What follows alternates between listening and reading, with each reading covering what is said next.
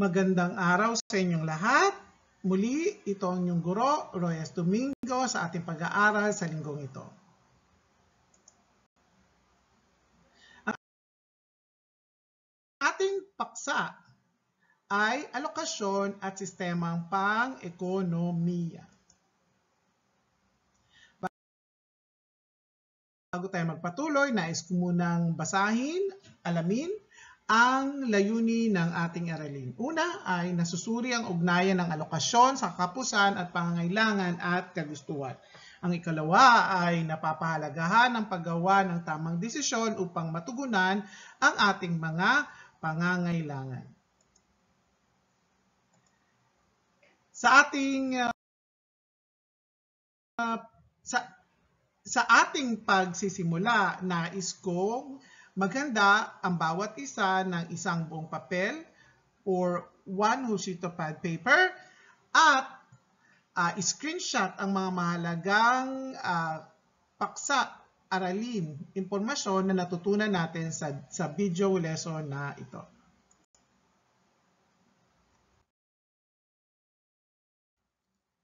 Sa mga nakaraang linggo na pag-aralan natin ang konsepto ng kakulangan at kakapusan. Napag-aralan din natin ang ugnayan nito sa ating mga pangangailangan at kagustuhan.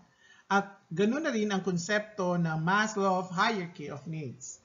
Sinasabi na bagamat hindi natin matutugunan ang limitadong pinagkukunang yaman ng lahat ng ating mga pangangailangan at kagustuhan, dapat pa rin tiyakin natin na makakamit natin ang mga ito. Ito ay sa pamamagitan ng tamang paggamit ng pinagkukunang yaman. Sa bahaging ito, kunin ang isang buong papel at simulang sagutin ang mga tanong sa video lesson. Una ay, magkano ang nakahanda mong gastusin sa halagang 500 sa mga sumusunod na pangangailangan? Ulitin ko. Magkano ang handa mong gastusin? Ang iyong salapi ay 500 pesos. Sa mga sumusunod na pangangailangan. Number 1, merienda sa tanghali. Number 2, bagong t-shirt. Number 3, pampagupit o pagpapaayos ng buhok. Number 4, pamasahe at panguli ay savings. Ano ang iyong naging batayan sa pagtatakda ng halaga ng gastusin sa bawat isa? Maaari itong ipaliwanag. Ulitin ko, ano ang iyong naging batayan sa pagtatakda ng halaga ng gastusin sa mga nabanggit sa itaas at maaari mo itong ipaliwanag. Ngayon, magpatuloy na tayo sa ating talakayan patungkol sa alokasyon. Pag sinabi nating alokasyon, ito daw ay ang pagtatakda ng dami ng pinagkukunang yaman or halaga, resources, para matugunan ang mga pangailangan at kagustuhan ng tao. Ito rin ay isang paraan or mekanismo ng pagtugon ng tao ukol sa suliraning ng kakapusan at kakulangan ng mga pinagkukunang yaman. Pagpatuloy natin ang ating mga ibang talakayan.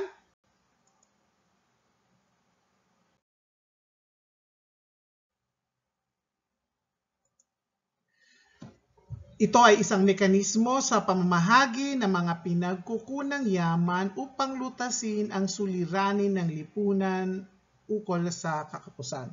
Pinapakita nito na ang alokasyon o ang tamang pagbabudget o paglalaan ng halaga ng mga likas yaman sa mga pangangailangan ng tao base sa ating mga prioridad ay nakatulong upang matugunan ang kakapusan, ang suliraning kakapusan at kakulangan sa ating lipunan.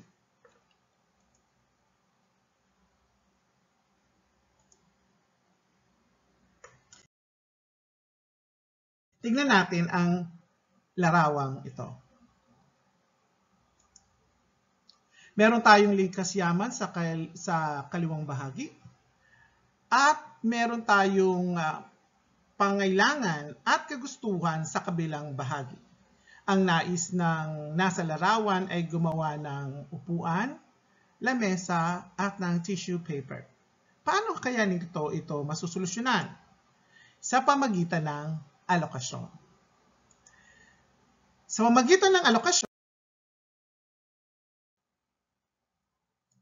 pamagitan ng alokasyon, lahat ng ating mga pangailangan o karamihan sa ating mga pangailangan ay matutugunan sa pamamagitan ng pagsagot ng mga pangunahing tanong.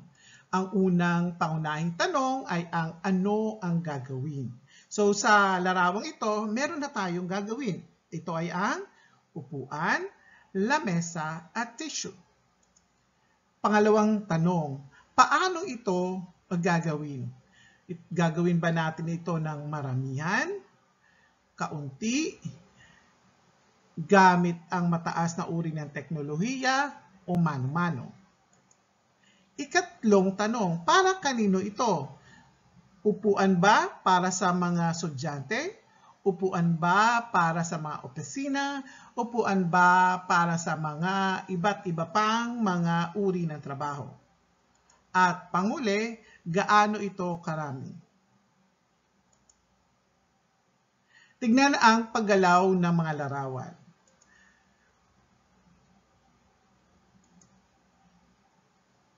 Pinapakita dito na sa pamagitan ng paglalaan ng partikular na dami ng mga likas yaman o ng resources, maaari nating matugunan ang mga pangailangan natin sa lipunan.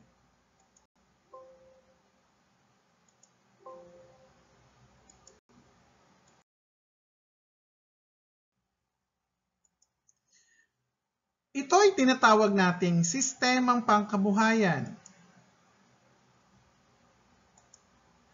Ito ay tumutukoy sa isang partikular na kaayusang institusyonal at mekanismong tutugon sa napakaraming suliraning pang-ekonomiya.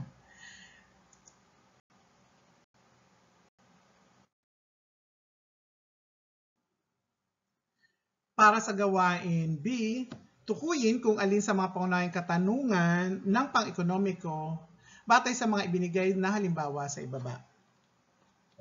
Ano ang mga pangunahing katanungan? Una, ano ang gagawin?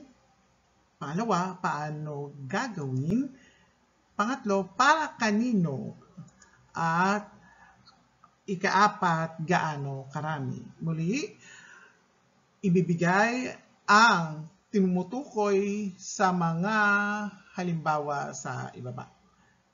A. Palay, mais, kotse o computer. B. Tradisyonal na paraan o paggamit ng teknolohiya. C. Mamamayan sa loob o labas ng bansa. D. 500 na kilo ng bigas o 200 metrong tela. At E. Panghuli, bibili ng ready-made o ipapagawa.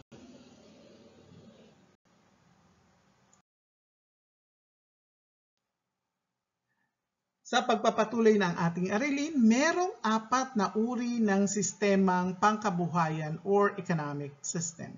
Una ay ang lipunang tradisyonal, ikalawa, sistemang pamilyan, ikatlo, sistemang pangmamando, at ikaapat ay pinagalong sistema or mixed economy.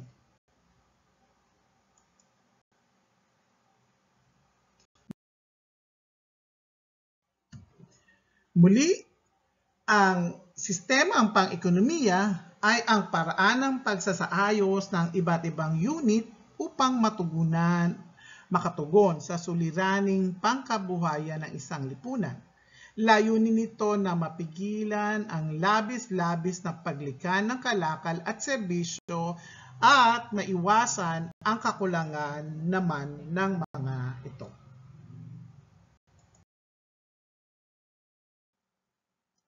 Ang unang sistemang pangkabuhayan ay ang lipunang traditional or traditional society. Ibig sabihin ito ay ang unang anyo ng sistemang pang-ekonomiya. Ito ay makikita at nakabatay sa tradisyon, relihiyon at kultura. Umiiral pa rin ang sistemang ito, subalit ito ay mga sistemang pang-ekonomiya ng mga lipunang katutubo na makikita sa mga kabundukan, sa mga malalayong lugar, at iba't ibang panig ng daigdig. Ibig sabihin, ang sistemang tradisyonal o tradisyonal na society ay kumukuha lang ng sapat para sa araw ng kanilang mga pangailangan. Hindi sila gumagamit ng salapi bilang batayan ng pagpapalitan, kundi gumagamit sila ng sistemang tinatawag nating barter trade.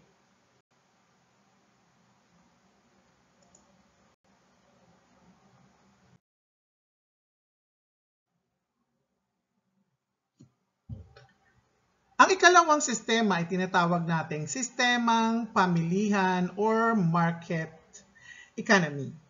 Pag sinabi nating market economy, mula sa salitang market, ibig sabihin ay ang pribadong mamayan ang nagmamay-ari ng mga kapital. So sila ang nagnenegosyo. Ikalawa, ang produksyon at distribusyon ay dinidikta ng malayang pamilihan at pagpipresyo. Depende kung ano ang pangailangan ng mga taong bayan, yun ang itutugon ng pamilihan o ng market. Ibig sabihin, nagkakaroon na tayo ng private ownership, nagkakaroon na tayo ng sistemang palitan katulad ng pera at iba't iba pang uri nito. Meron na rin tayong mga lokasyon kung saan natin bibilhin o makukuha ang mga produkto na pinapalit sa merkado, katulad ng mga palengke at iba pa.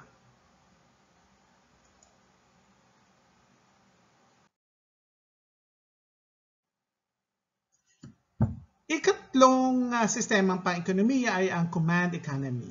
Ito ay ang uri ng sistema sa mga lipunang sosyalista o komunismo. Ibig sabihin nito na ang ekonomiya ay nasa kontrol at regulasyon ng pamahalaan na may sentralisadong sistema ng pagpaplano. Ibig sabihin, ang lahat ng nangyayari sa lipunan o sa pamilihan ay hawak at kontrol at kayang manipulahin ng pamahalaan.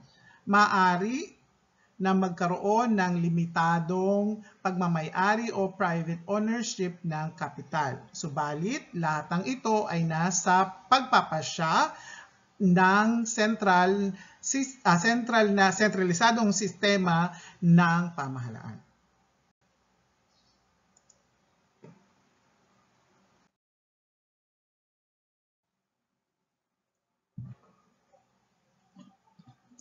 Ang ikaapat na uri ng sistema ay tinatawag na pinaghalong sistemang pang-ekonomiya, mixed economy, ng malaya at command economy.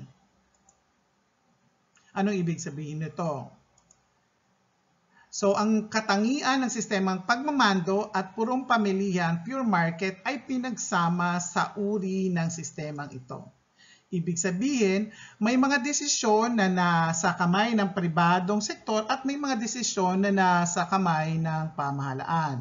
Ang ilan sa mga sektor na hawak ng pamahalaan ay tinatawag nating mga utilities o yung mga pangunahing pangailangan tulad ng transportasyon, kuryente at tubig at iba pa. Maaring mangimasok ang pamahalaan sa mga usaping may kaugnayan ng katarungang panlipunan or social justice, pangalaga sa kalikasan at pagmamay-ari ng Estado. Ibig sabihin, may limitadong ugnayan o maaring mahimasok ang pamahalaan sa mga pribadong kumpanya sa ilalim ng mga kondisyon na ng mga nabanggit, tulad ng katarungang panlipunan, pangalaga ng kalikasan at iba pa.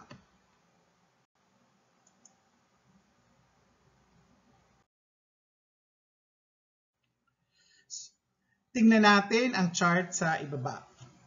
So makikita natin sa kulay asul, makikita natin ang market economy.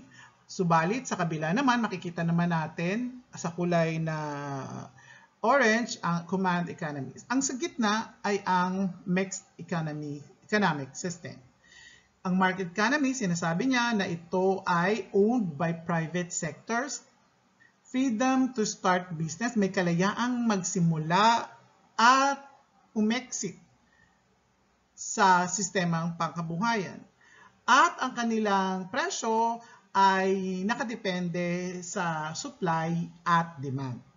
Subalit, ang command economy ay pinagmamayarian ng pamahalaan.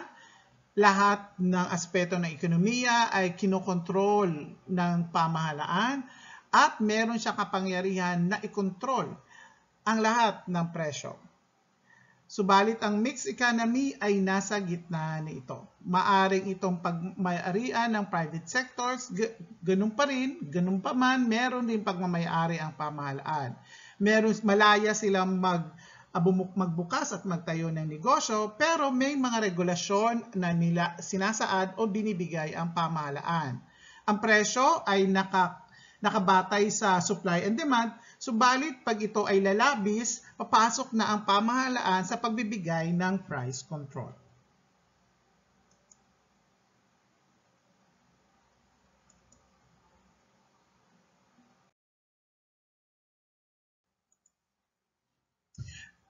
Bilang pagbubuod, makikita natin talahan na yan sa ating video lesson. Sa una, ang mga sistemang pang-ekonomiya tulad ng tradisyonal na lipunan, sistemang pamilihan, sistemang pagmamando, at sistemang pinaghalo o pinaghalong sistemang pang-ekonomiya. Sa ikalawang kolum, titignan natin kung sino ang nagmamay-ari ng salik ng produksyon, katulad ng kapital, lakas paggawa, mga kagamitan, at iba't iba pa. So, sa tradisyonal na lipunan, makikita natin na walang nagmamay-ari ng mga salik na produksyon. Ito ay pagmamay-ari ng buong pamayanan. Pinamumunuan ito maari ng datos, ng mga raha, o ng mga lakan na namumuno sa lipunan. Malaya nilang makakuha, subalit kukuha lang sila ng sapat ayon sa kanilang pangailangan. Sa sistemang pamilihan, ang nagmamay-ari ay ang mga pribadong mamayan.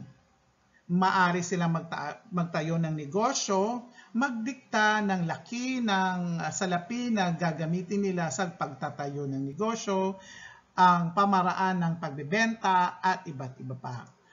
Sa sistemang pagmamando, meron tayong pagmamay-ari. Ang lahat ay pagmamay-ari ng pamahalaan. Lahat ng likas yaman at salik ng produksyon ay pagmamay-ari ng pamahalaan. At ang panghuli ay ang sistemang pinaghalo. Ang pagmamay-ari ay nasa kamay ng pribado at ang ilang sektor katulad ng mga utilities o yung mga mahalaga or basic sectors tulad ng tubig, kuryente at iba pang mahalagang sektor ay pagmamay-ari o hinahawakan, kinokontrol ng pamahalaan. Sa ikatlong kolum ay ang paraan ng pamamalakad. Sa tradisyonal na lipunan, ang leader ng pamayanan, katulad ng elders o dato, ang namamahala, nangangasiwa sa lahat ng mga likas yaman nila. Sa ilalim naman ng sistemang pamilihan, mayroong malayang pamamalakad. Maaring iba-iba ang kanilang estilo ng pamamalakad, subalit ito ay hawak o nasa kontrol na ng mga pribadong mamamayan. Sa ilalim ng sistemang pagmamando, ito ay dinidikta ng pamahalaan, subalit sa pinaghalong sistema, ito ay dinidikta ng presyo, ng supply, at ng demand o tinatawag nating mga market forces.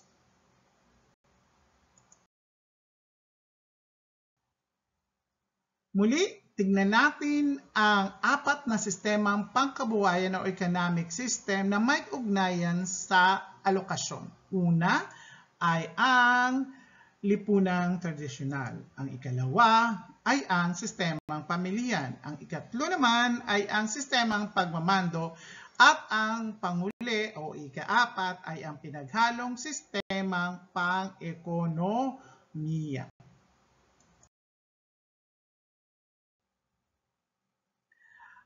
At sa panghuling gawain, sagutin ang mga sumusunod na tanong. Bakit mahalaga na magkaroon ng sistemang pang-ekonomiya ang isang lipunan? Ikalawang tanong, para sa iyo, ano ang angkop na sistemang pang-ekonomiya sa Pilipinas? Ipaliwanag. Ulitin ko, sagutin ang mga sumusunod na tanong.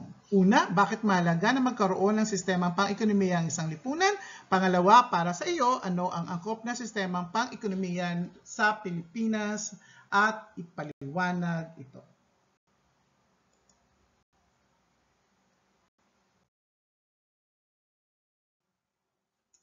Dito nagtatapos ang ating aralin sa araw na ito. Maraming salamat sa iyong pagsagot sa ating mga tanong at ito ay ipapasa sa ating pagkikita sa klase bilang inyong written works. Muli, bilang paalaala, a thankful heart is a happy heart. Magpasalamat tayo sa mga biyayang pinagkaloob sa atin ng Panginoon. Maraming salamat po.